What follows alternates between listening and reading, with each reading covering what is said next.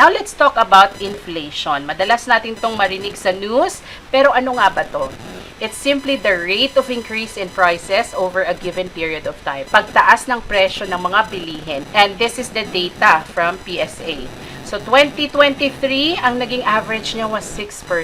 And it's the highest for the past 5 years. Pero this year, 3.4 ang average niya as of April. Rule of 72 also applies here. Number of years to double the price of goods or services at a given period. Let's say 4% ang average na inflation rate for 2024. How long will it take for the price of goods to double? So, it would take 18 years. Okay? Let me give you an example. Kung ang isang kilo ng bigas ngayon ay 60 pesos, kung 18 years bago madoble yan, so by 2042, 18 years later, 120 pesos na ang kilo ng bigas. Ganyan ang impact ng inflation. So kung 60 pesos ngayon ang kada kilo ng bigas, after 18 years, dahil 4% ang inflation rate, doble na ang presyo ng bigas. Another example, kung ngayong 2024, ang 150 pesos mo, kayang makabili ng 2-piece Chicken Joy. After 18 years, ang 150 pesos mo, baka isang piece ng Chicken Joy na lang yan.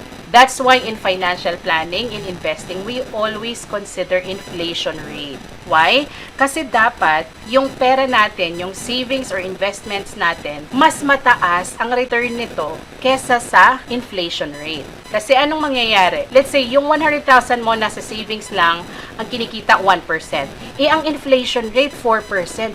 Eh, dilugi ka pa. Kinakain ng inflation yung value ng money mo. It's the same thing pag nag-grocery ka, sasabihin ng mga magulang natin, dati yung 10 pesos ko, kaya ko nang ipang shopping yung napakarami sa palengke. Dami ko nang mabibili. Diba? Naririnig nyo ba yon sa mga nanay, mga lola at lolo natin?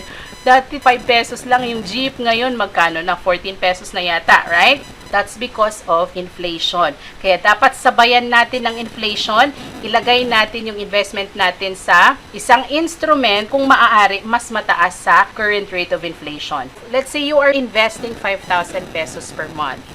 Kung 40 years old ka ngayon and you continue to invest for the next 20 years, yung total na na-save mo, investing 5,000 pesos per month, in 20 years, nakapag-ipon ka ng 1.2 million. Diba? 1.2 million lang yung naipon mo. Kung nilagay mo lang yan sa regular savings account, tinago mo yan sa drawer mo sa bahay, 1.2 million yan. Pero dahil ininvest mo siya sa isang instrument na nagbibigay ng 10% per annum na return, hindi mo lang na-save yung 1.2, kumita pa ito ng 2.5. Imagine yung power ng compound interest. Mas malaki pa yung interest na kinita mo kesa sa na-invest mong capital. Kaya ang naging total niya is 3.7 because nagpatong-patong na yung interest. That's why I really encourage you to start investing as early as you can and take advantage of compounding interest.